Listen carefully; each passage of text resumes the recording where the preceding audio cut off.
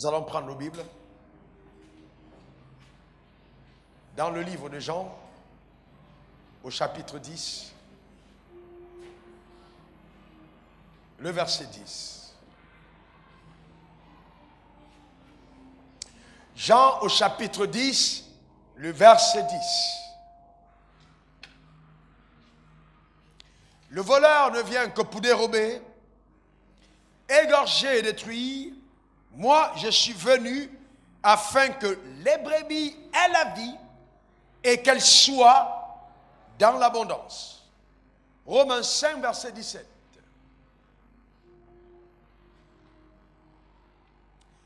Si par l'offense d'un seul, la mort a régné par lui seul, à plus forte raison, ceux qui reçoivent l'abondance de la grâce et du don de la justice régneront-ils dans la vie par Christ, lui seul. Apocalypse 5, verset 10.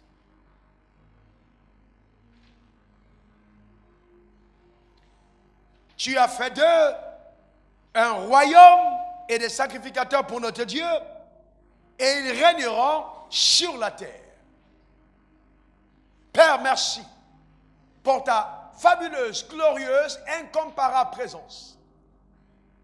Au milieu de l'assemblée des saints que nous sommes en totale admiration, en totale contemplation et révérence du Dieu qui nous a sauvés et que nous servons avec passion. Nous sommes donc, Éternel, fiers de t'appartenir.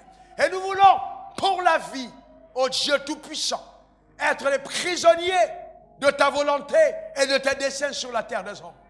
Ô Père, ouvre donc notre esprit, afin que ce matin, nous recevions la parole avec foi, et que cette parole, avec toute la puissance qu'elle incarne, nous apporte la lumière, qu'elle apporte la délivrance par l'instruction, qu'elle provoque, Éternel, l'abondance par la connaissance, afin, ô Dieu, que notre vie sur la terre soit le parfait reflet de ce que tu as pensé et que tu es en train d'exécuter au travers de l'Église sur la terre des hommes.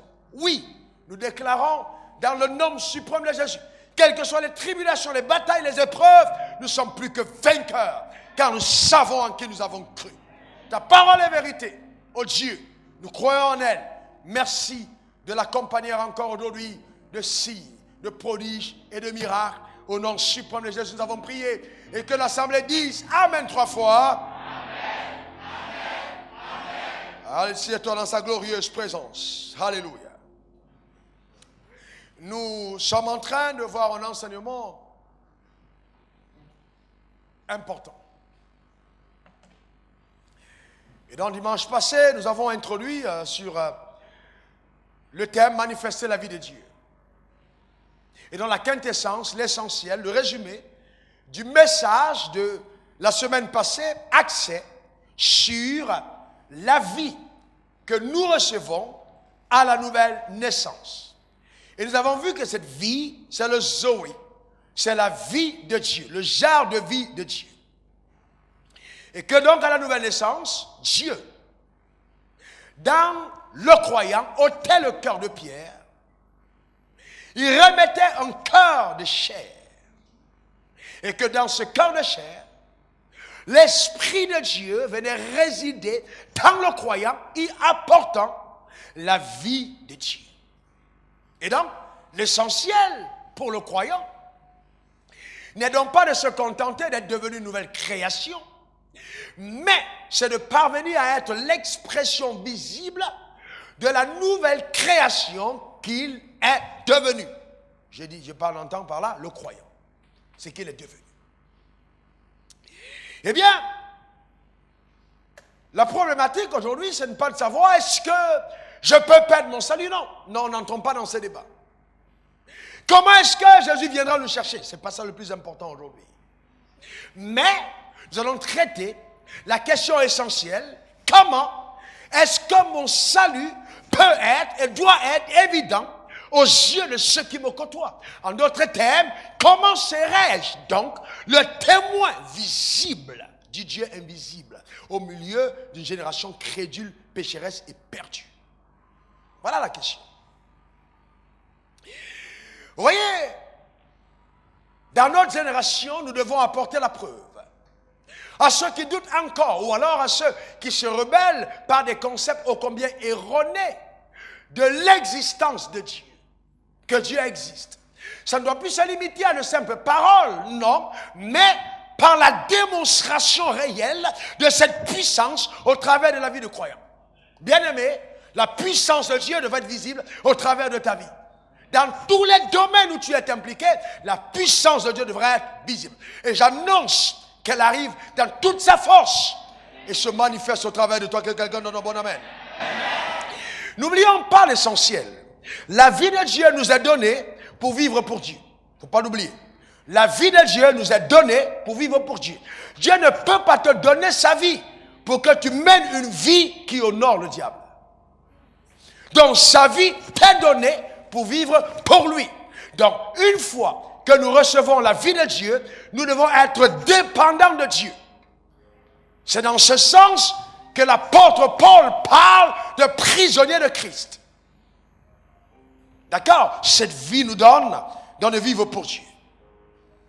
Dans notre conduite, nous sommes des témoins au milieu de cette génération de ce que vivre pour Dieu, c'est encore possible. Eh bien, suivez-moi attentivement. Vous savez que Dieu veut que vous soyez heureux? Est-ce que vous le savez? Est-ce que vraiment vous le savez? Je n'ai pas parlé d'une connaissance mentale. En avez-vous la révélation? Que Dieu veut que vous soyez heureux et qu'il a fait toutes choses afin que vous en jouissiez? Non. Est-ce que vous le savez? Donc Dieu veut ton bonheur. C'est clair, systématique et automatique. Il le veut. Il veut que tu sois heureux. Donc, tu as droit au bonheur. Tu as droit au bonheur. Si Dieu te rencontre, ce n'est certainement pas pour faire continuer ton malheur. Non, non. Mais mettre fin à un cycle insidieux et pervers de la mort. Du règne de la puissance des ténèbres. Oh, dis heureusement c'est terminé. Confesse-le comme si tu le crois. Déclare-le encore et heureusement c'est terminé. Alléluia. Il y a deux lois spirituelles majeures qui gouvernent le monde. Deux lois spirituelles majeures. C'est vrai, vous avez entendu parler des lois spirituelles qui vous font régner, les lois de ceci, les lois de cela, mais toutes ces lois sont gouvernées par deux lois majeures. Je peux déclencher la loi de la sémence sous l'oppression, sous l'influence de la loi du péché et de la mort. Comme je peux déclencher cette loi sous l'influence de la loi de l'esprit de vie en Jésus. Donc les deux lois qui gouvernent le monde sont les lois suivantes. Numéro 1, la loi de l'esprit de vie en Jésus. Numéro 2, la loi du péché et de la mort. Romains 8, versets 1 et 2. Je lis à partir de la version 8 secondes. Romains 8, versets 1 et 2. Je permets que vous puissiez tourner vos Bibles. Je vais entendre le claquetis des feuilles. Amen. Ou certains d'entre vous, vous allez dans vos iPads. OK? Mais si vous tout le temps vous exposez vos yeux à l'écran sans les protéger, ce ne sera pas bon non plus. Romains 8, verset 1 et 2, vous y êtes? La Bible dit, il n'y a donc maintenant aucune condamnation pour ceux qui sont en Jésus-Christ. En effet, la loi de l'esprit de vie en Jésus-Christ m'a affranchi de la loi du péché et de la mort. Deux lois paraissent. Première loi, la loi de l'esprit de vie en Jésus-Christ. Deuxième loi, la loi du péché et de la mort. L'avez-vous vu? C'est dans vos Bibles. Donc c'est écrit. Donc les deux lois majeures gouvernent le monde. Donc maintenant, celui qui a reçu Jésus, dans sa vie, opère sous l'influence de la loi de l'esprit de vie en Jésus. Ça veut dire qu'on ne peut trouver la vie ailleurs qu'en Jésus-Christ. Cette loi, on ne peut la déclencher que quand on a reçu Jésus dans sa vie comme étant son Seigneur et son Sauveur personnel. Alors que la loi du péché et de la mort, nous y sommes engloutis aussi longtemps que Jésus n'est pas notre Seigneur et notre Sauveur.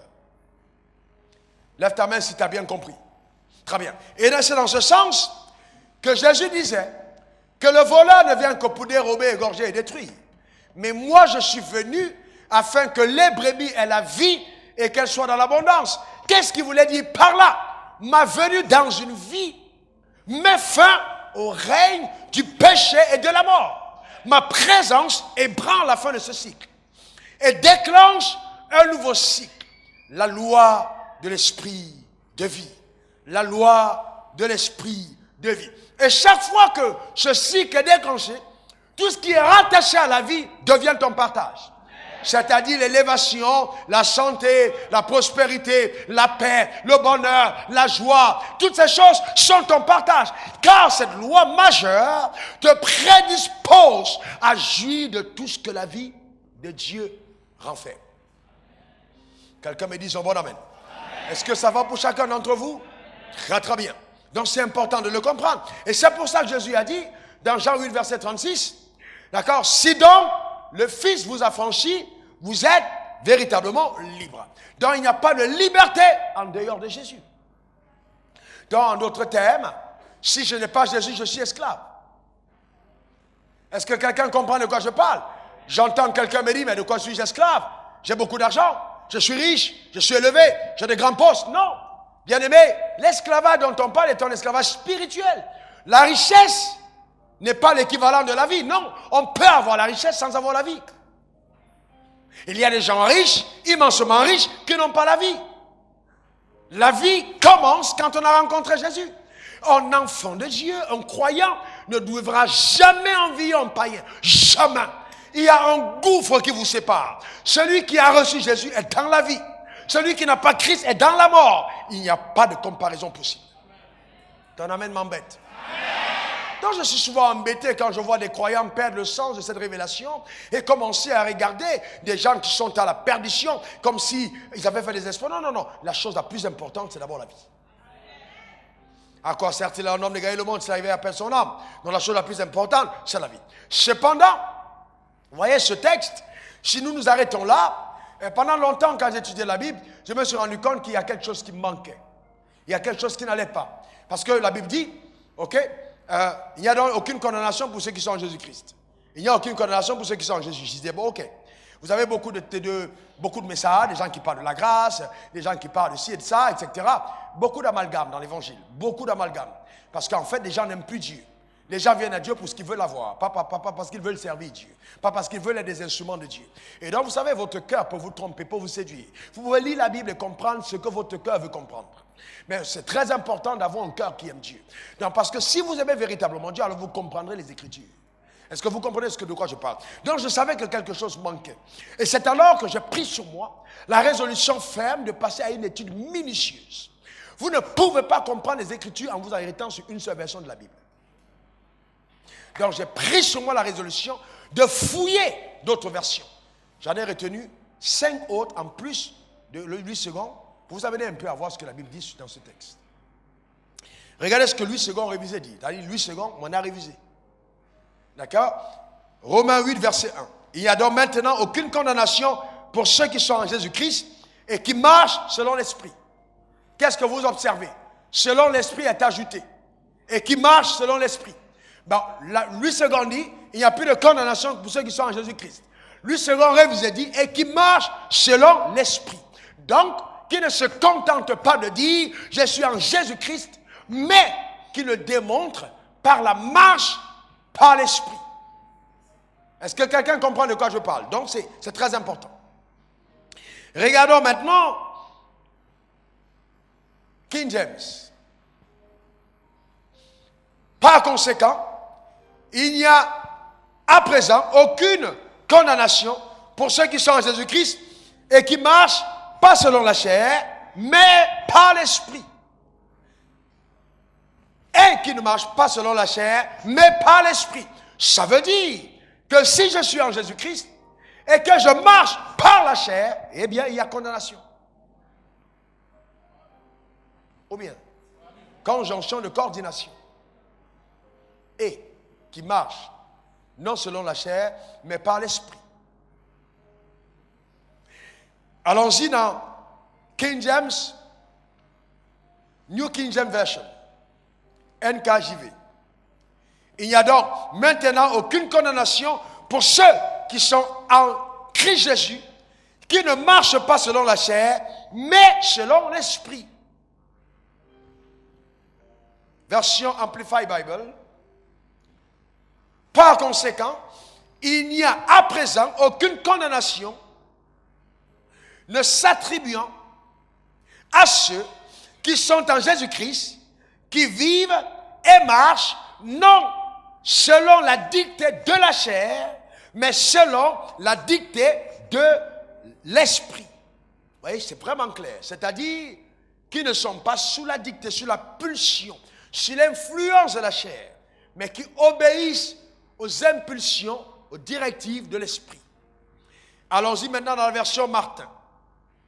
Il n'y a donc maintenant aucune condamnation pour ceux qui sont en Jésus-Christ, lesquels ne marchent point selon la chair, mais selon l'esprit. Donc ici, Martin pense, dans sa manière d'écrire, qu'une fois qu'on est en Jésus-Christ, c'est automatique qu'on ne marche plus selon la chair, mais qu'on marche selon l'esprit. Eh bien, ça rejoint ce qu'on a vu la première fois. La vie de Dieu nous est donnée, et nous donnant aussi la capacité de vivre pour Dieu par l'esprit qu'il nous a donné. D'accord? Que quelqu'un lève sa main droite et dit: j'ai le pouvoir de lui obéir. Dis-lui encore: j'ai le pouvoir de lui obéir. Vous voyez donc, la non-condamnation vient de la liberté que nous obtenons en Christ, mais qui tout de suite nous place sous l'exigence de l'obéissance à l'esprit. Donc on ne peut pas parler de grâce comme si la grâce était un passeport pour une vie de libertinage ou de liberté sans borne. Non, non, non, non, non, non. La grâce est aussi une capacité avant d'être une faveur imméritée. Donc Dieu nous donne sa capacité. Dis encore: j'ai la capacité de lui obéir. Alors arrêtons-nous là un moment. Je n'arrive pas à comprendre pourquoi, si on parle d'obéissance, le cœur du croyant se ferme. En principe, le croyant devait exalter l'obéissance, parce que c'est le principe majeur du royaume des cieux. Mais quand on parle d'obéissance, le croyant n'est pas à l'aise. On dirait plutôt que, vous voyez, c'est plutôt les démons qui doivent être tremblants quand on dit obéissance. Oh, ils ne veulent pas entendre parler d'obéissance, parce qu'ils savent que quand il y a obéissance, ils perdent leur possession. Le croyant doit être content quand on dit obéissance. Regarde ton voisin et souris à ton voisin. Que ce ne soit pas jaune, souris bien. Amen. Alléluia. Dis à ton voisin: j'aime l'obéissance. Alléluia. Bien-aimé, n'oubliez pas ceci: Dieu ne peut pas aimer ce qu'il a détesté. Non, non, non, non. Dieu ne peut pas aimer ce qu'il a détesté. La Bible dit: Dieu est le même hier, aujourd'hui et éternellement. Donc s'il n'a pas aimé le péché avec Adam, il n'aimerait pas le péché avec Josué. Il n'aimerait pas le péché avec Hippolyte. Il n'aimerait pas le péché avec Pierre. Il n'aimerait pas le péché avec Priscille. Non, non, c'est pas possible. Est-ce que quelqu'un comprend de quoi je parle? Il est le même hier, aujourd'hui et éternellement. Ce qu'il n'a pas voulu qu'Adam fasse, il ne peut pas vouloir que tu le fasses. Ça, c'est un principe. Est-ce que quelqu'un comprend de quoi je parle? C'est clair. Donc nous devons tous y arriver et le comprendre. Maintenant, puisque nous parlons de deux lois majeures, nous parlons du règne de la mort, la loi de l'esprit de vie et la loi du péché de la mort. Mais maintenant, il est très important pour un croyant avisé de comprendre, connaître d'où vient la mort. Comment est-ce que le règne de la mort a été possible sur terre? Et comment est-ce que ce règne continue de se perpétuer aujourd'hui, de nos jours? D'ailleurs, quand on parle de mort, de quoi on parle? Premièrement, vous devez comprendre que quand on parle de mort, on parle de tout ce qui est mauvais, de tout ce qui vient de l'enfer, de tout ce dont Satan est l'auteur. Satan est le père de la mort, il est le père du mensonge, il est le père des maladies, il est le père de la guerre, le père de la haine, le père des adultères, des infidélités, des viols, des vols, des crimes, des choses, des détournements de fonds publics. Il est le père de toutes ces choses abominables.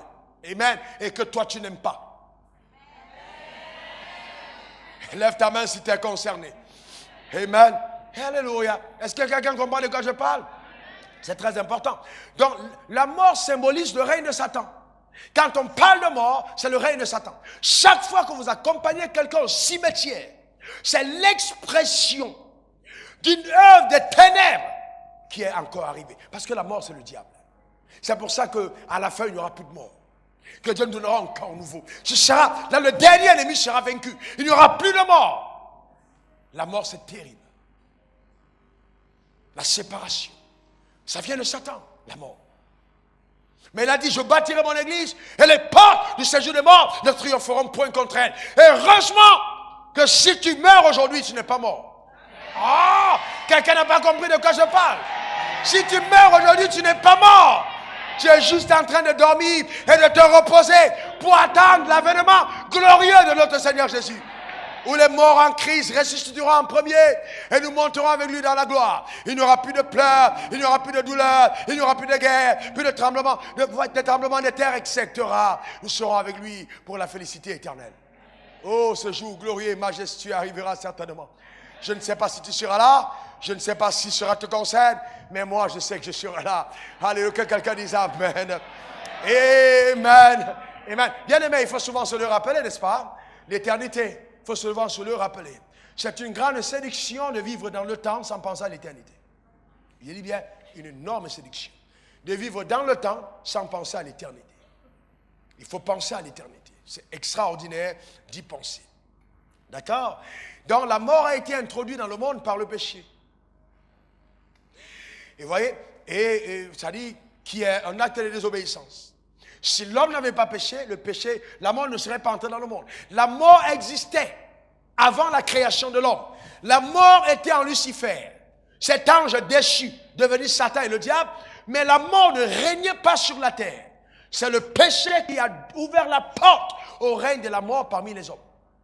Si l'homme n'avait pas péché, la mort n'aurait pas eu de problème. Regardez ici, s'il vous plaît. Alors prenons d'abord le texte de Romains 5, verset 17. Ça vous convient? Je vois la face des personnes qui obéissent. Alléluia. Amen. Romains 5, verset 17. Si par l'offense d'un seul, voyez-vous, si par l'offense d'un seul, la mort a régné par lui seul. Vous y êtes? Si par l'offense d'un seul. Est-ce que vous réalisez que Dieu n'a pas rendu coupable Satan de ce qui est arrivé sur la terre? Ce texte est profond. Il dit si par l'offense d'un seul. Donc il n'a pas estimé que Satan l'a offensé. Pour Dieu, l'offense est venue d'Adam et pas de Satan. Parce qu'il ne sait clairement qu'il ne peut pas attendre de Satan l'obéissance. Donc il ne peut pas dire, rendre Satan responsable d'avoir fait ce pourquoi il existe. C'est plutôt de dire à Adam, comment est-ce possible que toi, tu n'as pas fait ce pourquoi tu as été créé, m'obéir. Donc par lui seul, le péché est entré dans le monde. Et par un seul autre homme. La Bible dit aussi, d'accord, nous recevons l'abondance de la vie, de la grâce, du don, de la justice, et nous régnons par la vie, par ce Jésus-Christ, lui seul. Donc c'est important. C'est Adam qui a été l'auteur, justement, de l'entrée de la mort sur la terre. Il a autorisé le règne de la mort. Il a déclenché le cycle du péché et de la mort. Ce n'est pas le diable, c'est Adam. Heureusement que Dieu a envoyé un autre Adam, le second et le dernier, pour notre rédemption totale, afin que par lui nous régnions dans la vie. Lève ta main droite vers le ciel et dis, je me reconnais en Jésus-Christ. Je me suis déconnecté d'Adam, le premier, le rebelle, le pécheur, pour m'identifier au second et au dernier Adam, Jésus-Christ, qui a payé sa vie par l'obéissance pour que je sois sauvé. Et c'est par lui que je règne dans la vie au nom de Jésus. Amen. Amen. Amen. Dites-le avec conviction, mesdames. Amen. Dites-le avec conviction, messieurs. Alléluia. Regardez bien. J'énonce son principe. Le principe de la mort, c'est le péché. Le principe de la mort, c'est le péché. Le principe de la mort, c'est le péché. C'est-à-dire c'est le péché qui donne autorité légale à l'existence de la mort. S'il n'y avait pas la mort, il n'y aurait pas. S'il n'y avait pas le péché, il n'y aurait pas la mort. Donc le principe de la mort, c'est le péché. Alors que le principe de la vie, c'est l'obéissance. Ça veut dire que pour que la vie soit ce qu'elle soit, il faut qu'on obéisse. Ce n'est pas pour rien que pour que la vie se déverse sur la terre, Jésus a dû être obéissant jusqu'à la mort. Est-ce que ça va pour chacun d'entre nous? Quand vous comprenez le principe, alors vous devenez puissant. Il faut comprendre les principes. La rébellion à Dieu va toujours provoquer la déception sur terre et des regrets éternels. Vous ne pouvez pas désobéir à Dieu et puis penser que c'est non. Vous allez toujours regretter. Il n'y a jamais de bonheur dans la voie de la désobéissance. Jamais. Donc ne pensez pas, par votre petite tête, que vous êtes plus rusé que Dieu et que vous pensez que non, Dieu s'est sûrement trompé. Je sais que je peux jongler et puis atteindre mes objectifs. Jamais. Tant que tu empruntes le chemin de la désobéissance, tu as ouvert la porte à la déception. C'est clair. Et la honte. Mais je prie de tout mon cœur que cela ne soit pas ton partage. Est-ce que quelqu'un me comprend? C'est clair. C'est clair. La fin de la désobéissance, c'est toujours la honte. Toujours la déception. Donc c'est important de comprendre le principe de l'obéissance. D'accord? C'est très important. Très important. Donc, le principe majeur de l'obéissance est la vérité suivante. Tout ce que Dieu nous demande de faire, c'est pour notre bien, notre réussite, notre bonheur. Tout ce que Dieu te demande de faire, c'est pour ton bien, c'est pour ta réussite, c'est pour ton bonheur. Est-ce que quelqu'un comprend de quoi je parle? C'est très important. Et le principe de la désobéissance est la vérité suivante. Tout ce que Satan nous incite ou manipule à faire, c'est notre échec et notre destruction. Tout ce que Satan m'incite ou me manipule à faire, c'est mon échec, c'est pour la destruction et la fin, c'est la honte. Mais j'appelle sur ta vie la manifestation du contraire, car nous sommes appelés à vivre pour exalter la vérité. Dans notre génération, que quelqu'un dise encore bon amen. Que quelqu'un dise un bon amen. Alléluia. Voyez, la loi de l'esprit de vie en Jésus-Christ, comment est-ce que nous le déclenchons? Comment est-ce que cette loi entre en vigueur? Comment est-ce que nous l'appelons en manifestation? Comment est-ce qu'on l'active? Romains 10, verset 9 à 10. Romains 10, verset 9 à 10. Si tu confesses de ta bouche le Seigneur Jésus, et si tu crois dans ton cœur que Dieu l'a ressuscité des morts, tu seras sauvé. D'accord? Je confesse de ma bouche le Seigneur Jésus, et je crois dans mon cœur que Dieu l'a ressuscité des morts, alors je suis sauvé. Car c'est en croyant du cœur, suivez bien, qu'on parvient à la justice, et en confessant de la bouche, on parvient au salut.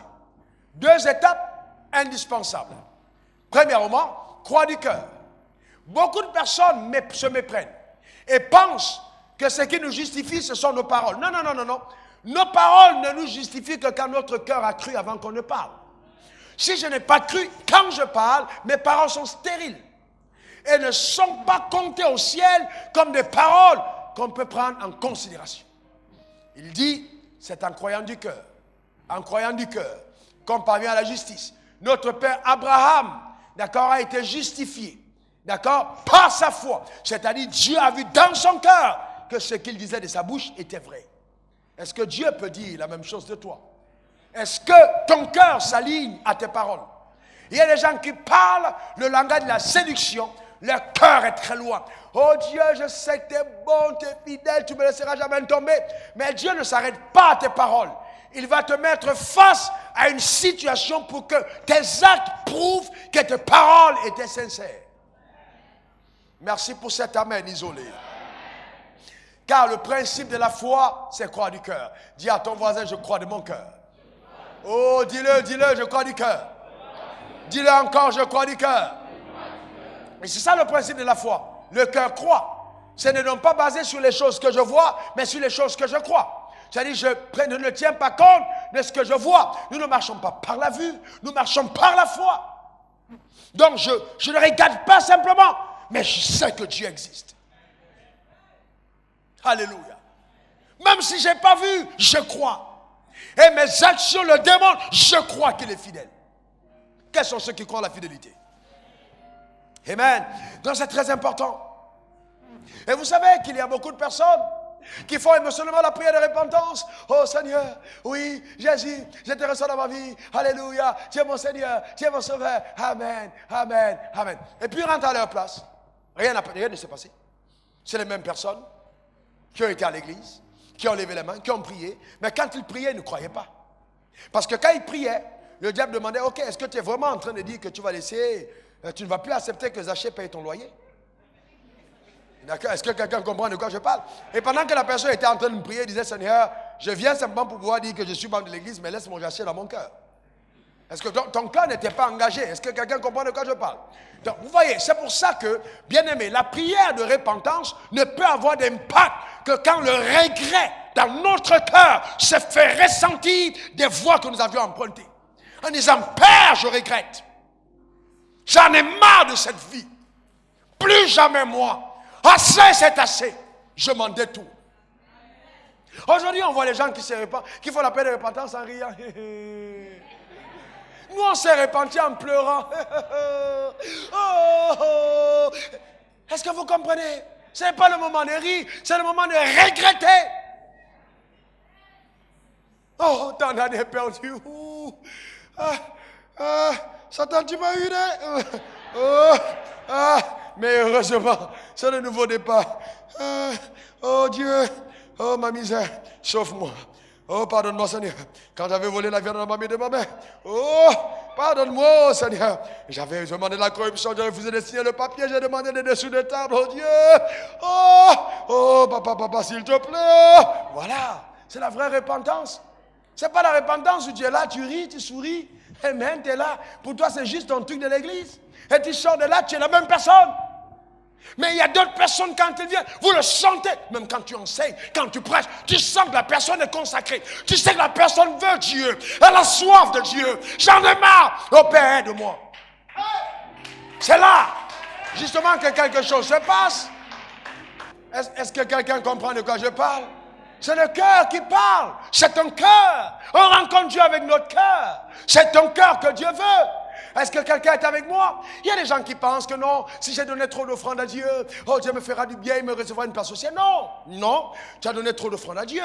Il va certainement visiter ta maison, il peut la protéger, mais l'entrée au ciel, ce n'est pas par l'offrande. Non.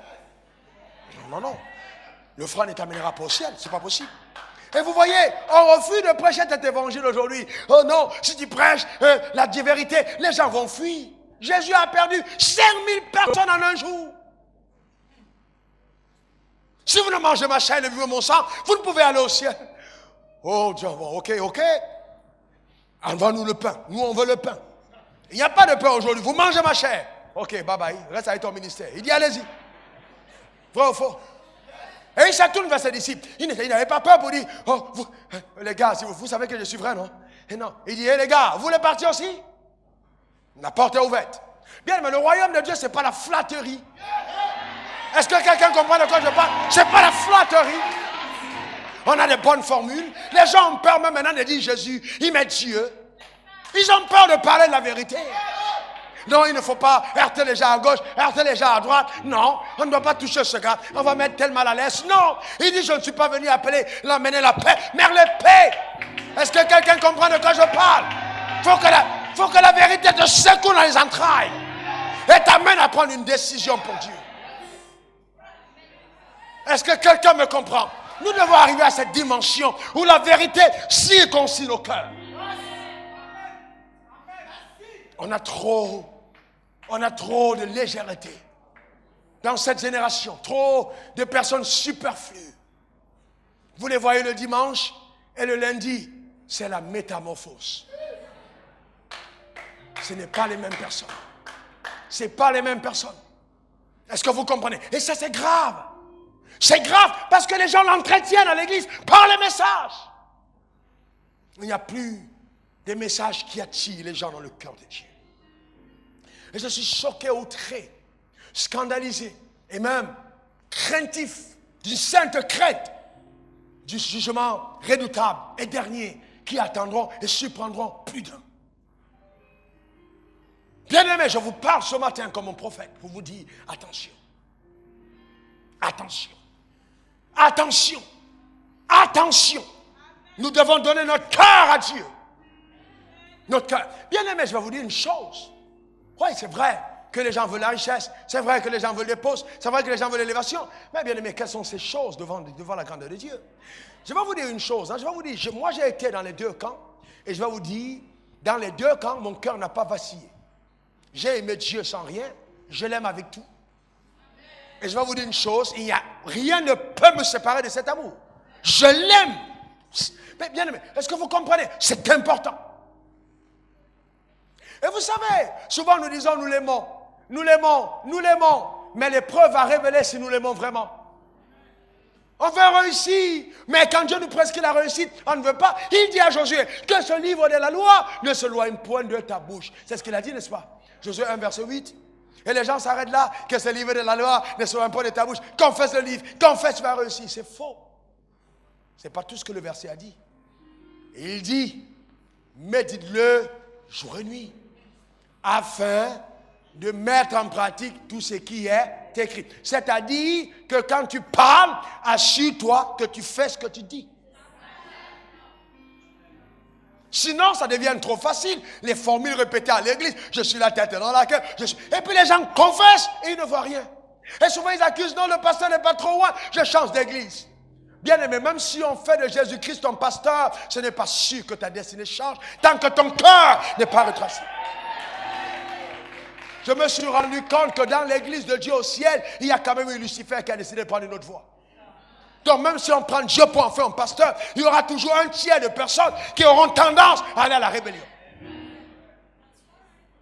Jésus était le pasteur principal et puis Judas l'a quand même trahi. Raoul Wafo est pasteur principal, mais il y a quand même 3 points de suspension. Est-ce que quelqu'un comprend de quoi je parle? Dis à ton voisin, les suspensions, là, c'est pas pour moi. C'est pas pour moi, bien aimé. Est-ce que quelqu'un comprend de quoi je parle? C'est très important. Vous voyez, vous ne pouvez pas avoir la certitude et l'assurance de la présence de Dieu à votre côté sans l'obéissance. L'obéissance est ce qui oblige le ciel à être à vos côtés de jour comme de nuit. Quelqu'un d'obéissant ne peut jamais être lâché par Dieu. Jamais. Jamais. Et le drame, c'est que beaucoup d'entre nous n'obéissons plus. Pourquoi est-ce que c'est même nécessaire de dire, oui, si tu donnes l'argent à l'église, Dieu va te donner. Vous savez que beaucoup de personnes ne donnent pas parce qu'ils aiment, mais parce qu'ils s'aiment. Je veux plus. Je veux plus. Je te donne 10 000 pères, tu m'envoies 50 000. Je te donne 50 000, tu m'envoies 150 000. Ça, c'est pas l'amour. Si c'est ce que je recherche uniquement, c'est pas l'amour. Donc même le païen viendra pour dire, je sais que ça marche pour mon bien. C'est pas parce que j'ai donné que c'est vraiment pour mon bien. Non, je peux rechercher. Que c'est vraiment par amour, je peux rechercher mon bien. Mais c'est pas que j'aime Dieu. Et Dieu dit à Moïse, quand Moïse est devenu grand, la Bible dit Moïse refusa d'être appelé fils de la fille de Pharaon. Donc ça veut dire quoi? Dieu place Moïse en piédestal élevé. Moïse est élevé dans la maison de Pharaon. Moïse a échappé des eaux. Moïse est un témoignage vivant. Même dans l'endroit où il était, peut-être que les crocodiles pouvaient le toucher, peut-être qu'il pouvait être balayé par la mort. Dieu le protège. Quand Dieu le place chez Pharaon, maintenant, il rappelle à Moïse qu'il a une identité autre. Moïse fait face au choix.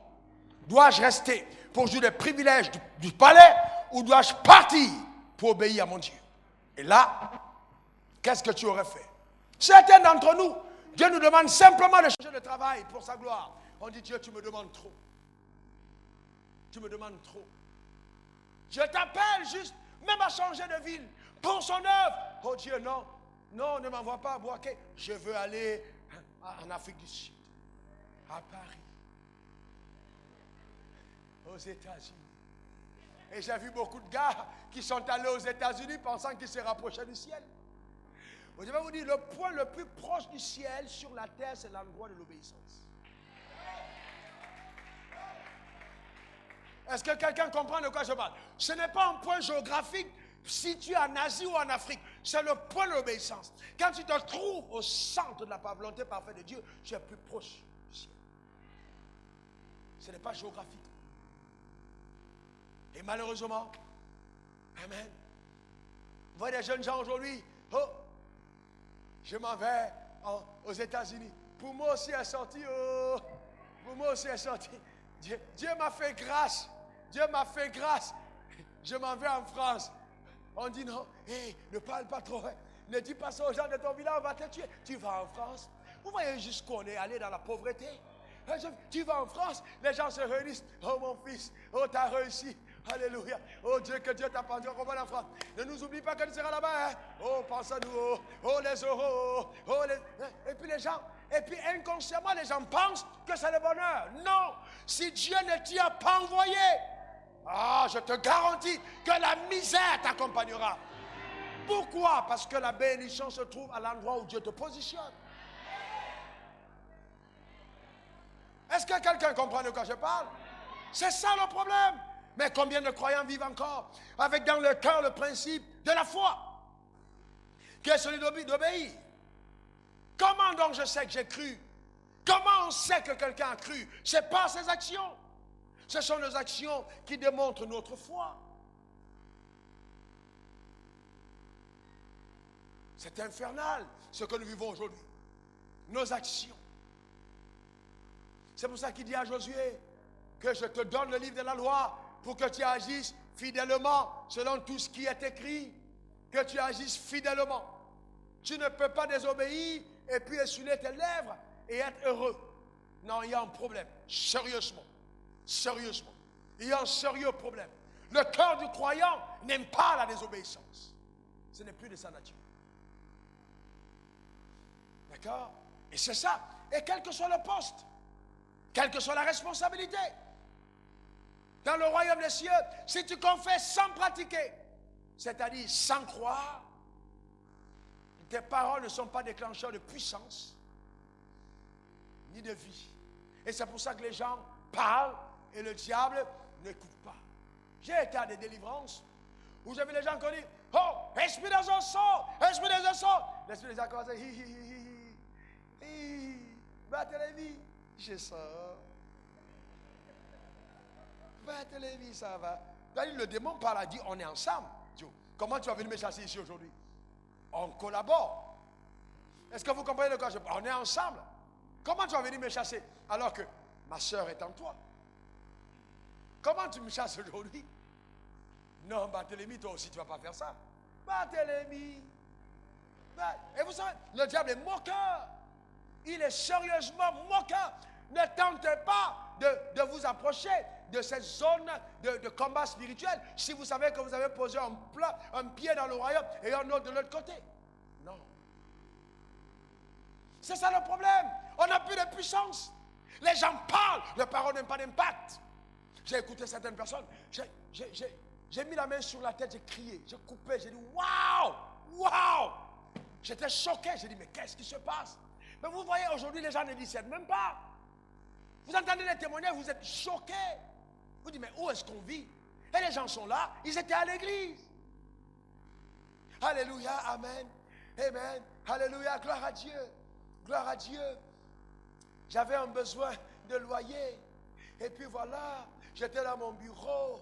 Et puis, il y a un ami de mon patron qui est venu. Il m'a donné rendez-vous au restaurant. Nous sommes allés manger. Alléluia. Amen. Et puis après, quand on est allé manger, alléluia. Et puis à la fin, il m'a donné 500 000. Mais il ne dit pas ce qui a suivi. Et puis, alléluia.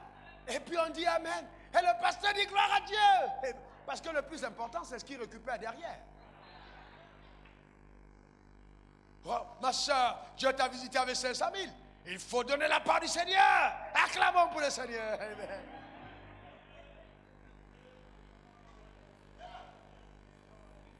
Et puis, vous savez, la pauvreté, c'est terrible. C'est terrible. La quête de la justice dans le cœur du croyant est le premier indicateur de son appartenance au royaume des cieux. La quête de la justice, c'est-à-dire la vérité, c'est le premier indicateur.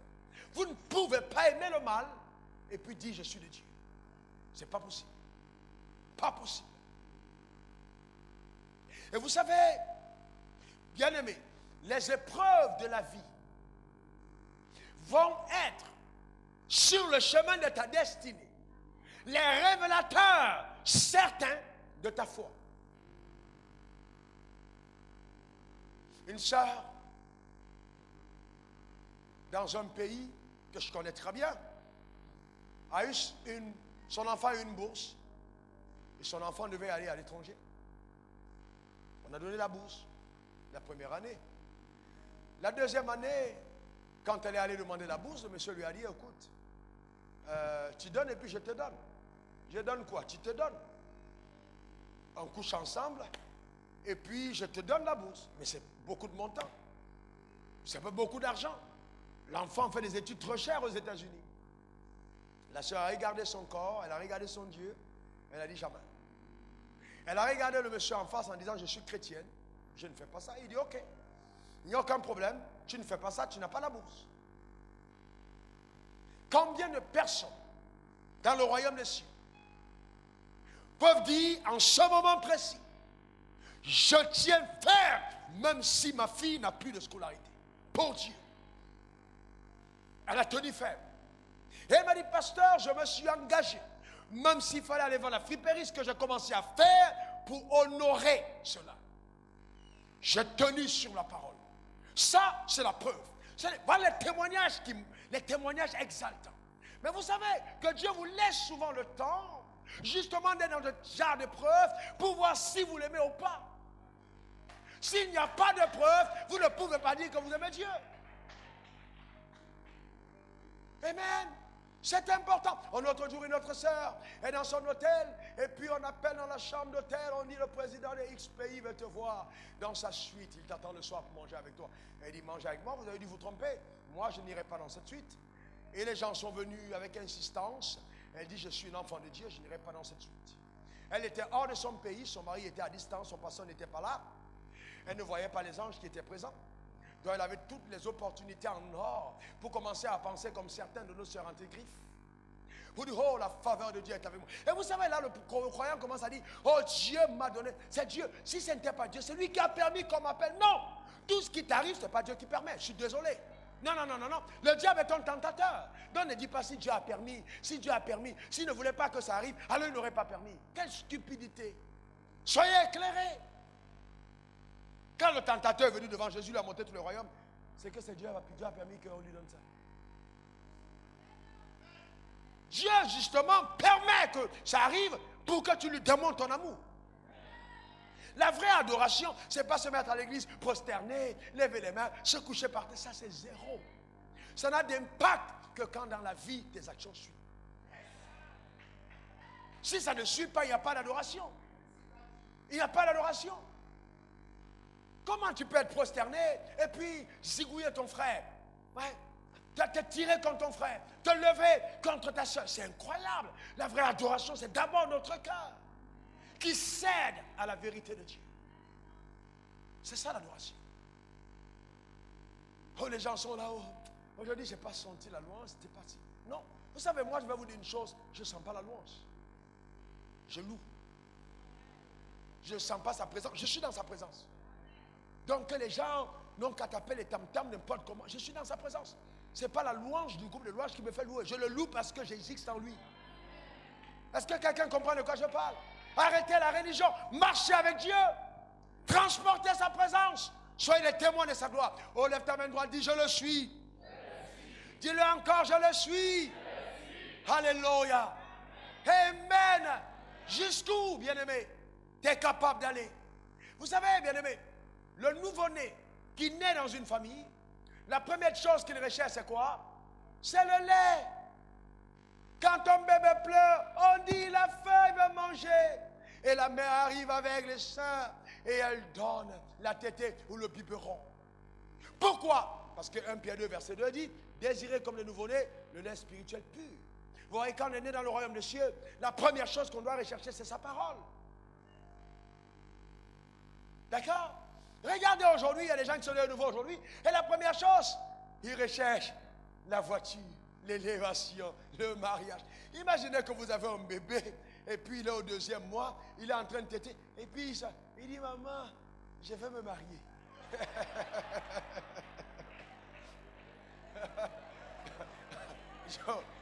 Comment vous allez réagir? Il sort le lui, maman, je vais me marier. 2 mois après, avec tout l'amour de la mère, elle va commencer à paniquer. Et un autre dit, maman, Je veux la voiture. Vous comprenez? Donne-moi les clés, je veux conduire. Il a son bébé de 3 mois. Et c'est exactement ce que beaucoup d'entre nous faisons. Au lieu de nous affectionner à la parole de Dieu, on commence à chercher les choses de Dieu. Mais je vais me poser une question. Vous voyez la réflexion? Allons-y calmement. Hein? Calmement. Sans hésitation, calmement. Le bébé qui est né dans une famille, tous les biens de la famille sont à lui. Premièrement, il doit en jouir. Deuxièmement, il va en hériter. Premièrement, il va en jouir. Deuxièmement, il va en hériter. Donc, la préoccupation de ce bébé ne sera pas d'aller à la quête de ses biens, parce que c'est déjà à lui, mais c'est plutôt croître dans les voies, de sa croissance normale. Donc, nous devons désirer la parole de Dieu. C'est pour ça que Colossiens 3, verset 1 à 7 dit, si donc, allons même jusqu'à 3, si donc vous êtes ressuscité avec Christ, cherchez les choses d'en haut, et non celles où Christ est assis à la droite de Dieu. Affectionnez-vous aux choses d'en haut, et non celles qui sont sur la terre. Est-ce que vous avez l'affection des choses d'en haut? Demande à ton voisin, est-ce que tu aimes les choses d'en haut? Voyez-vous, aujourd'hui, on ne voit plus de personnes qui sont là. Oh Dieu, révèle-moi ta parole. Vous savez que je prends des jeûnes de 3 jours, juste pour dire à Dieu, je veux être passionné, je veux t'adorer, je veux te connaître. Je jeûne 7 jours, juste pour la flamme de son amour dans mon cœur. Pas pour demander de l'argent, parce que c'est à moi. Et vous voyez, les gens confondent tout. Tu ne peux pas donner ton cœur à Dieu et que Dieu ne te donne pas ses trésors. Si tu cèdes ton cœur à Dieu, Dieu te cède ses trésors.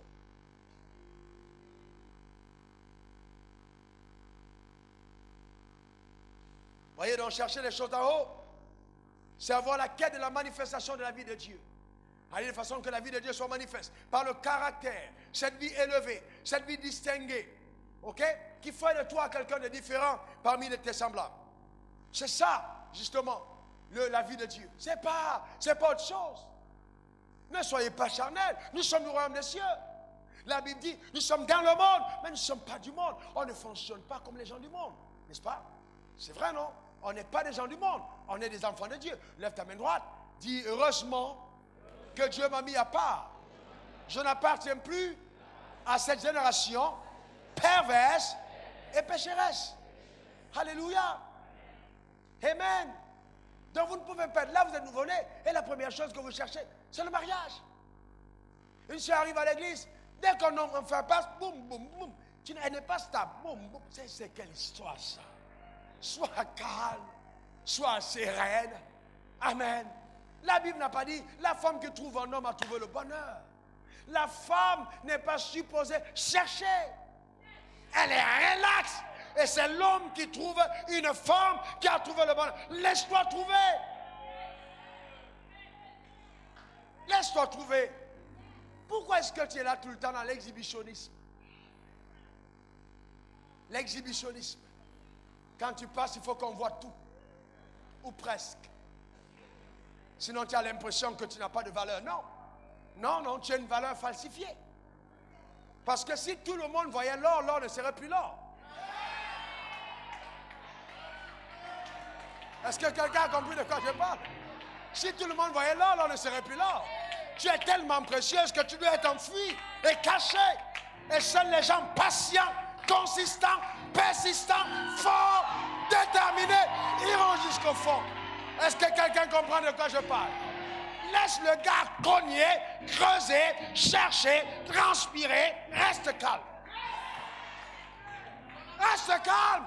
Ne te vends pas moins cher. N'oublie jamais que la manière de trouver détermine la valeur qu'on y attribue.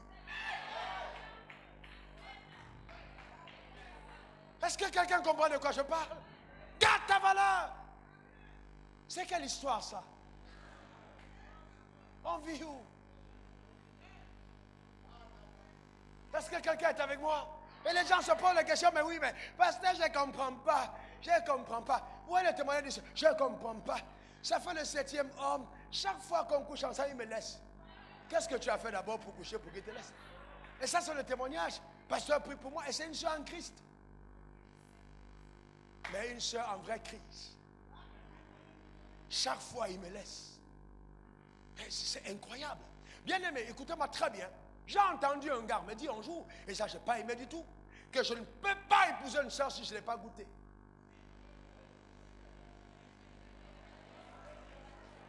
Vous voyez, ils se reconnaissent.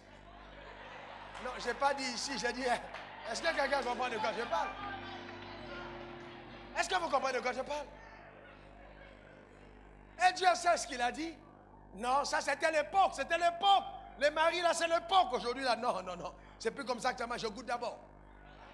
Eh bien, attends, tu vas goûter la désobéissance. Et c'est pour ça que les gens, ils ne sont pas heureux. Vous les voyez dans les mariages, c'est le traumatisme. Oui, même si la femme était correcte, Dieu va s'opposer à toi pour te montrer qu'il est Dieu. Il faut faire attention, bien-aimés. Après on dit le diable pourchasse. Non, vous êtes en train de récolter ce que vous avez semé. Ce n'est pas le diable qui te pourchasse. C'est ta désobéissance qui porte les fruits. C'est tout. Ne mettez pas tout sur les mains du diable. On n'entend plus les cris de justice. On n'entend plus les cris de justice. Je ne sais pas combien de temps dans mon bureau. Je peux faire un mois sans qu'un croyant vienne me dire, Père, je crie à Dieu, j'ai besoin de justice. Je ne veux plus vivre comme ça. Non. C'est simplement, non, mon marché n'a pas marché.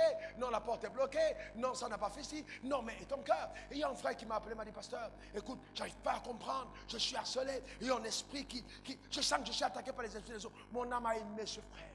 Je l'ai aimé. Je me suis tenu devant Dieu pour lui la nuit. J'ai aimé ce frère aux larmes. Parce que c'est rare. Il me dit, pasteur, je ne veux pas. J'arrive pas à comprendre. Cette soeur m'a dit, c'est pas normal. Prie pour moi, pasteur. Mon âme l'a aimé. J'ai dit, c'est rare. J'ai vu une race en voie de disparition. J'ai dit, waouh, combien de personnes font ça? J'ai aimé le frère. Ça parce que l'épreuve va révéler ton cœur. L'épreuve va montrer où tu es. L'épreuve va montrer ta passion. L'épreuve va démontrer ton engagement. Jusqu'où tu es capable de partir pour Dieu. Et vous savez, chaque fois que la porte du ciel s'ouvre et que les choses de Dieu arrivent, le diable te précède l'action de Dieu dans ta vie par une épreuve. Laissez-moi vous donner un exemple. Je suis arrivé dans ce pays, je faisais 15 000 francs CFA par mois.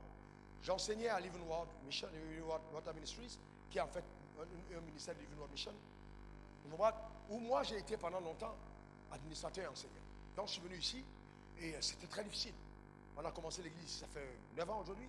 Mais avant ça, j'ai fait le ministère dans la ville. D'autres personnes disent on est ensemble depuis 12 ans, c'est parce que j'étais dans le ministère. Et donc, vous voyez, à un moment, c'est tellement difficile. Je payais ma maison à 90 000 francs, c'est pas moi. Et donc, un jour, j'étais dans mes bureaux qui coûtaient 150 000, tandis que ma maison coûtait 90 000. J'avais ni de dîmes, ni d'offrandes, mais j'avais Dieu pour moi. Parce que j'ai toujours pensé que Dieu pouvait aux besoins de ceux qui croient en lui. Et donc, j'étais là, et un jour, tandis que j'étais vraiment en train de méditer sur la provision de Dieu, une dame qui était mariée, et qui l'est encore, à un ami, elle est venue dans mon bureau. Elle est venue me voir. Elle a parlé après la sortie de son chèque. Elle dit, pasteur, je sais que tu travailles des moments difficiles. Je vais t'aider. Dis-moi ce que tu veux. Alléluia. Quel est beau ça. Dieu m'a faveur de Dieu. Alléluia. Maintenant, ce qui suit est plus compliqué. Dis-moi ce que je veux. Je n'arrive pas à comprendre pourquoi tu ne comprends pas. Ce que je veux, c'est juste un jour avec toi quelque part. Bon, vous savez, en ce moment précis, le diable te dit, oh, c'est pas grave dans tous les cas. C'est comme, oui, tu peux commencer à avoir des pensées tordues, perverses.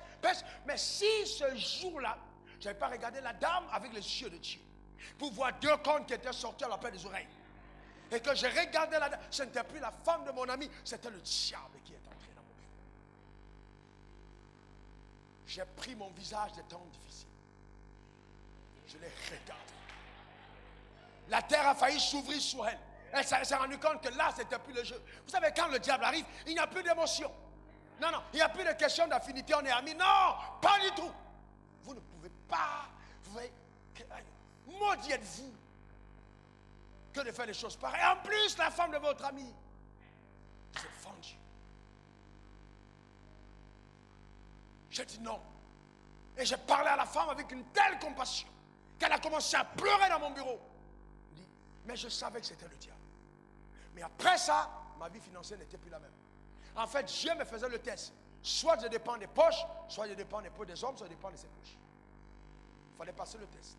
Certains d'entre nous, à ce petit test-là, on tombe.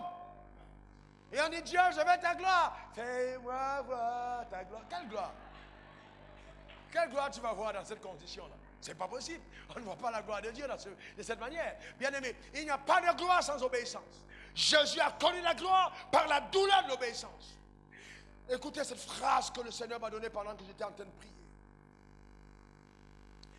Bien aimé, c'est très fort. La plus grande joie qu'on éprouve quand on a reçu la vie de Dieu, c'est celle de lui obéir, même au prix de grandes douleurs. Même au prix de grandes. Certains d'entre nous n'avons pas connu les douleurs d'obéir. T'est-il arrivé d'avoir une seule paire de chaussures parce que tu refuses de te compromettre? Une seule paire de chaussures. Mais tu ne compteras pas les chaussures dans ta garde-robe. Je te garantis, tu ne compteras pas la bonté de Dieu. Quand tu passes le test, écoutez-moi bien. Ceux qui arrivent en premier ne sont pas toujours les premiers. Les gens sont entrés dans le mariage en premier. Ils ne sont pas les premiers. D'autres ont eu les voitures avant toi en premier. Ils ne sont pas les premiers. Non, non, non. Ceux qui arrivent en premier ne sont pas toujours les premiers. On peut arriver en premier, mais vivre le malheur. On peut arriver en premier, mais dans les tourments. Mais la bénédiction de l'Éternel enrichit et ne fait suivre aucun chagrin.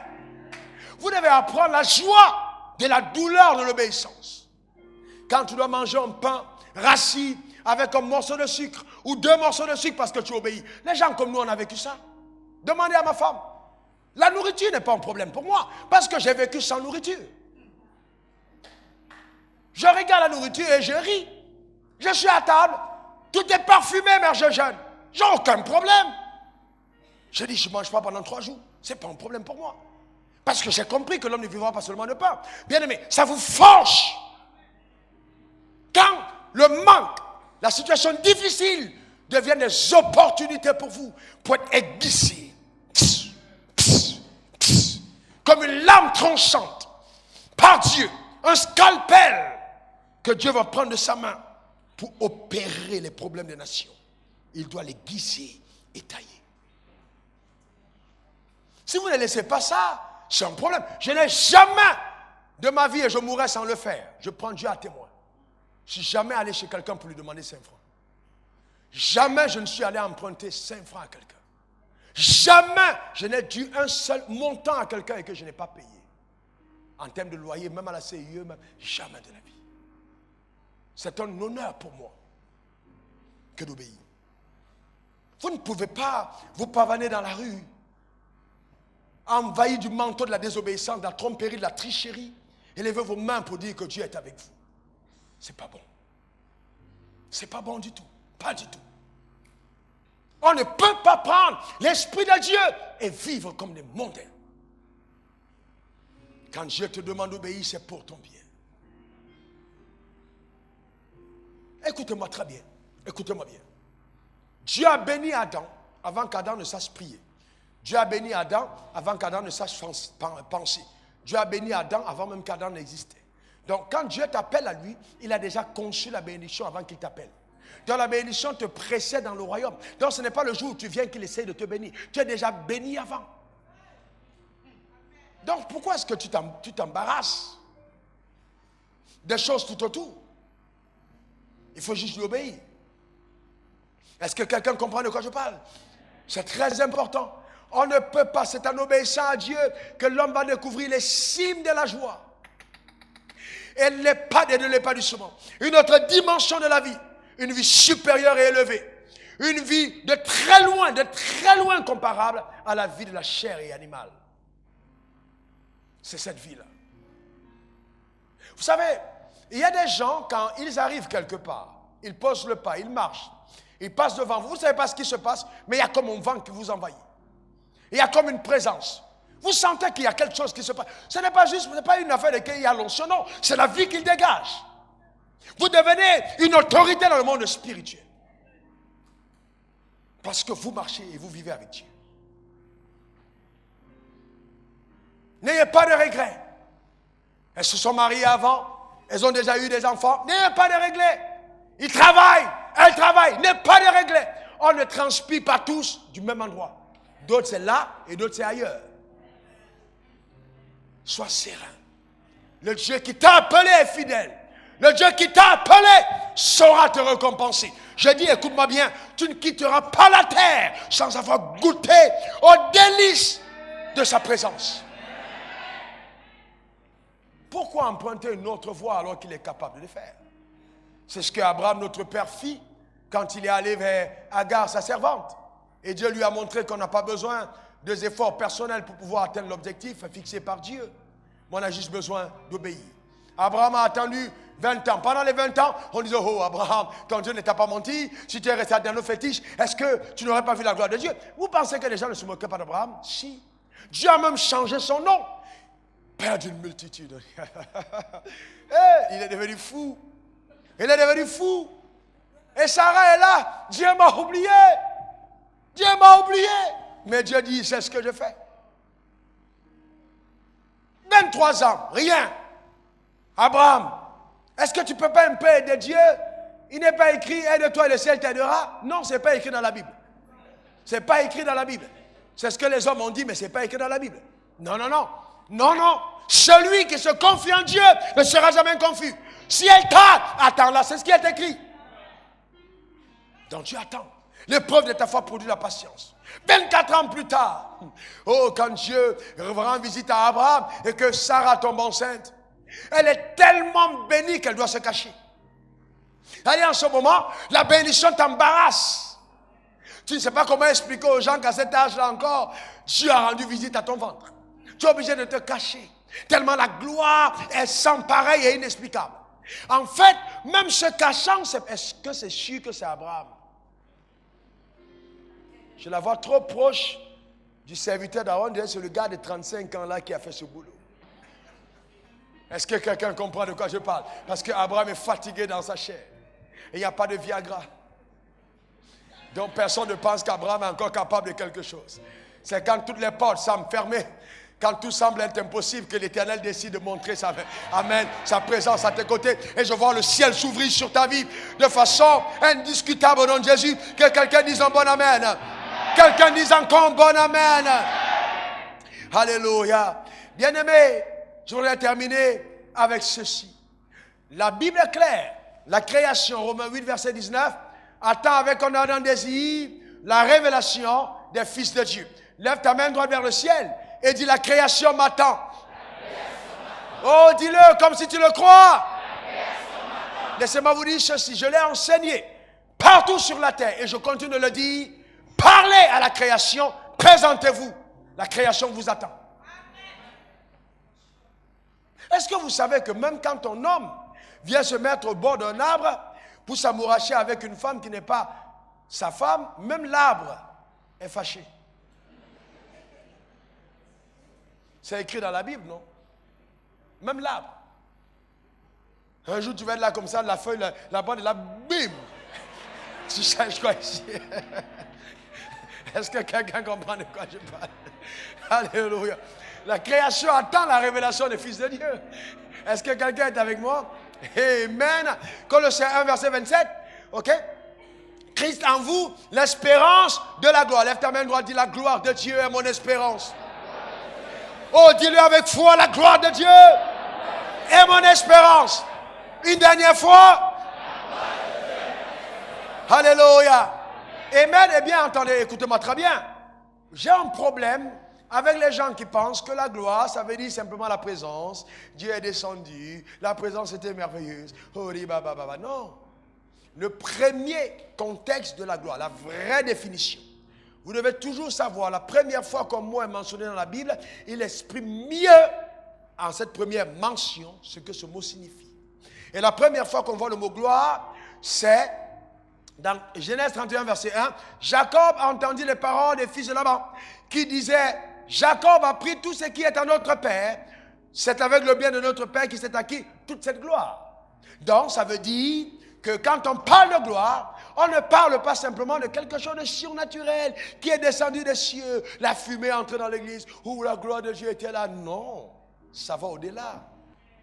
Est-ce que vous pensez qu'un homme riche, une femme riche, qui n'est que riche, sans valeur? Vous n'avez pas encore vu les gens riches et puis quand ils parlent, oh, laissez celui-là. Vous n'avez pas encore vu? Où les gens se saluent. Hey, comment tu vas, boss? Dès que tu te dis, laisse-le, c'est un voyou. Tu vois la petite fille du quartier, là, celui qui l'a enceinté, c'est un bandit. Et vous avez déjà entendu ça?